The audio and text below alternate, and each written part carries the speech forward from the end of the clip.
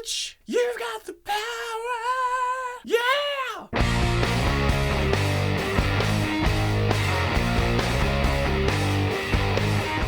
Okay people, welcome back to another Fwoosh review. Today let's take a look at the ThreeZero Transformers Bumblebee DLX Optimus Prime. Oh, this is big. Oh, this is a big one, so you're gonna get to see more of the review booth today. 3A emailed me out of the blue and asked me if I wanted to take a look at this, and I was like, play with toys? Okay. Even though this is not a toy. But I enjoyed the Bumblebee movie. I like how it was kind of a mix of modern aesthetics from the Bay movies, and then a throwback to G1, which is my bread and butter.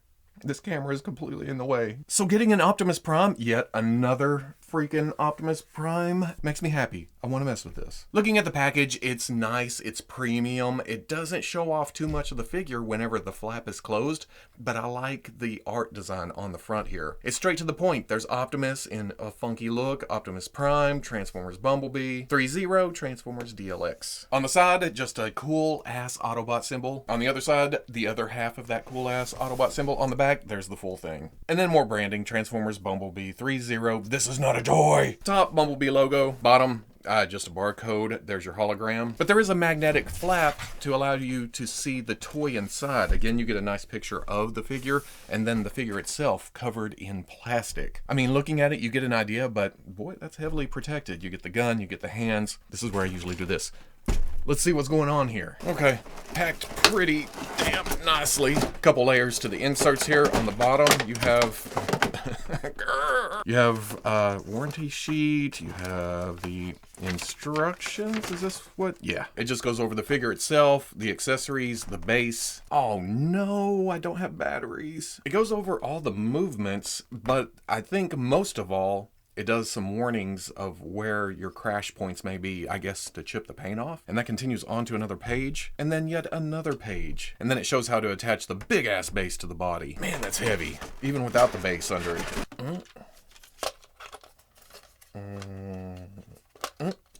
And then you can lock it down, and it stays in position. Oh. Oh, doesn't that look like Ravage's head? And then get him out of his, well, his deathbed. Optimus! Oh, it's a baggie around it. Holy moly. And out of the package, it is one, I hate to say intimidating, but it is intimidating. Okay, here we go. We're going to give this a shot. By intimidating, I mean that besides being amazing looking all over the place, there is so many moving parts, and you're kind of afraid to get too crazy with it, but at the same time, if you pop something off or you scratch the paint a little bit, it kind of blends into the fantastic paint job it already has. There is a worn, aged kind of look to it. I mean, back here, if you didn't know any better, you would think this is actual oil staining. There's some oxidation up here to the top of the smokestacks. All the little metal bits sticking out are just a great sculpt, but it's not overpowering to the overall design. It's definitely plastic, but looking at it, it's got a metal sheen to it, while still having a nice patina. All that great detail carries down to the legs here with the sheen on this. If I didn't know any better, I would think the wheels are rubbery. And even those have some road wear on them, some dirt up in the treads, some caked on brake dust in the hubs. Then down at the feet, there's even more moving parts. I think my favorite's the back though. I don't know why, just look at all the extra detail here. But like I said, it doesn't focus your eye to it. It's still Optimus Prime as a whole, very G1-ish, but it has kind of a Michael Bay feel behind that. Up at the head, it still has that extra techie detail, but the basic shape is that G1 cartoon look. You have your old school Autobot symbol on both shoulders. I mean, look down here on the forearms, just a little paint detail to say, hey, we remember you 80s, you're cool. But then right there on the inside of the arm, you have all this gear detail to say, hey, the 2000s weren't bad either. I keep wanting to open the chest though. There's gotta be a matrix in there, right? But one of the bigger things with all this articulation that is packed in, which we're about to go over, it looks like one big seamless body. Just glancing at it, you wouldn't think that this thing moves crazy amount. I'm still finding stuff. Just look at the soot kicked onto the shoulder. But I love it. That look is so much more interesting than just a clean body with red and blue and the metal colors. Same thing right here. They could have went for the same oil covered and I wouldn't have noticed, but this has a different kind of dirt on it. I don't know. It's some kind of brown road wear.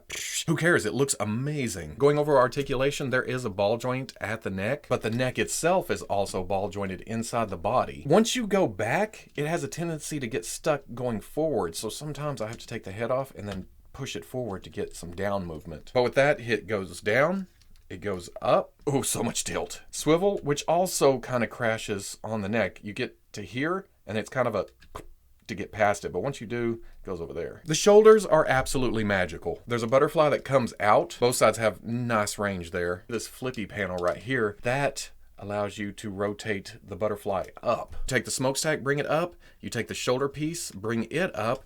You can get the arm up to there.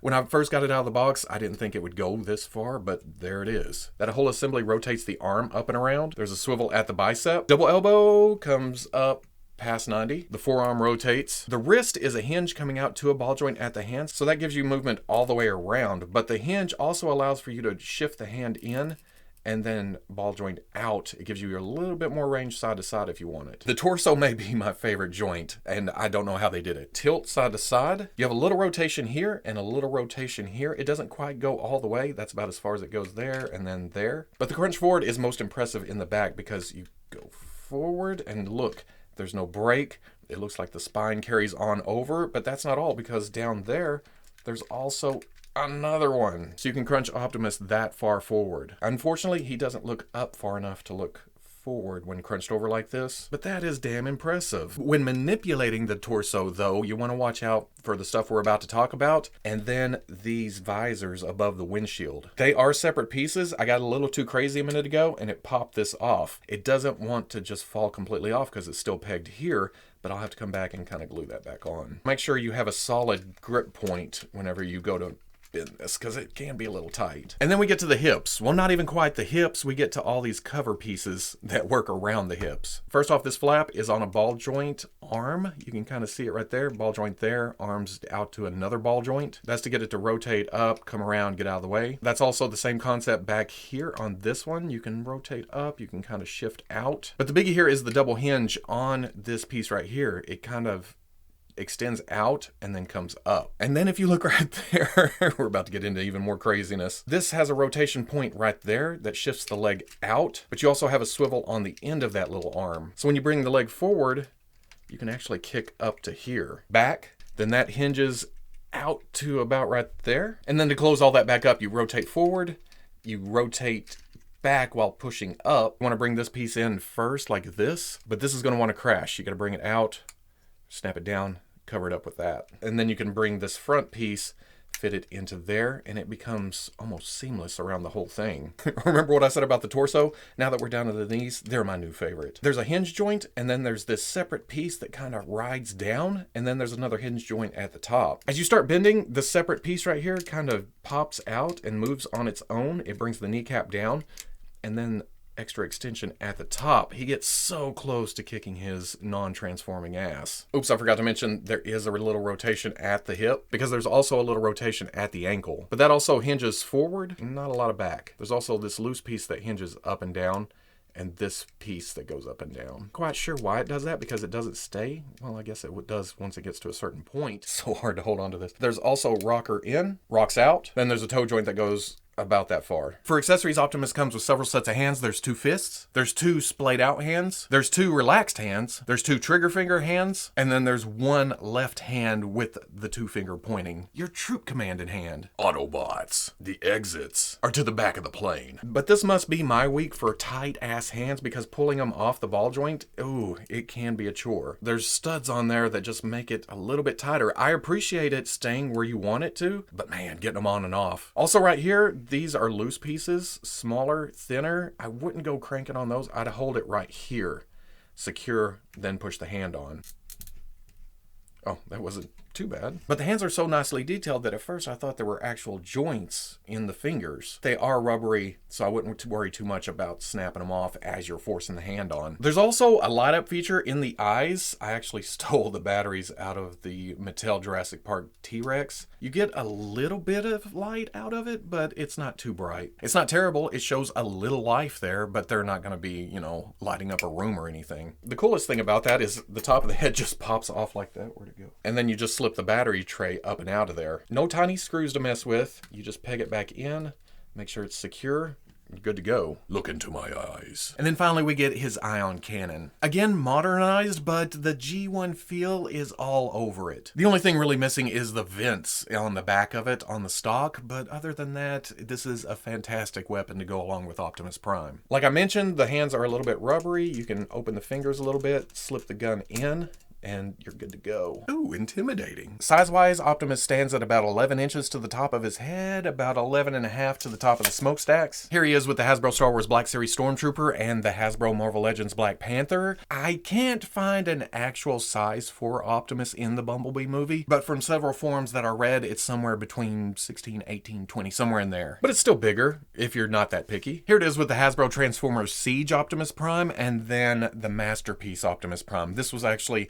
the Toys R Us one with the gold. In fact, you can still see some of that peeking out of the back. So, still bigger than those, but it still has a ways before it sizes up with my Toys Alliance MAS-01 Optimus Prime, which I hear rumblings of them losing the license or something, so we may never see that sound wave. Anyway, so at the end of the day, oh my god, just a fine Optimus Prime. That's all I got to say about it. Ultra detailed, super painted. Is that a thing, super painted? Everything works together here. The sculpt, the paint, it's all magnificent. I can't say enough good things about the overall look of it. And then you start messing with it, and at first I thought, oh, it's a little bit fragile, it's a little bit, I don't want to mess with it too much. It quickly went away. The more I moved it around, the more I learned how to move it. It was just a great experience. Now, I watched most of the Michael Bay movies. I skipped the last night because I just didn't, I have nothing against them, I just have my preferences. Which Bumblebee, when I saw the designs for it, hit my preferences. I mean, it has that G1 look, but it still has the modern gears looking like an actual robot, or a living robot, while still giving me some nostalgia string plucking. Now, the price here is about $200, about the cost of the MAS-01 Optimus Prime. And that's a sticking point, I know. On top of some people preferring their Transformers to actually transform. I'm in the camp that I want the character. I don't care about the alt mode. So again, something like this works perfectly for me. But considering the quality, the look, the detail, the sculpt, the paint, it's not as much as a Hot Toys figure, and I would consider this kind of a Hot Toys Optimus Prime. I'm not taking away anything from ThreeZero, I'm just making that comparison. This looks and feels like a high-end item, so the price tag, I feel, is appropriate. Hell, having this now, I'm gonna have to get the DLX Bumblebee to have a pair, because that's how I like to display, in pairs, or in groups, or in whole teams, or whole lines. What else can I say? It's an amazing piece. There you go.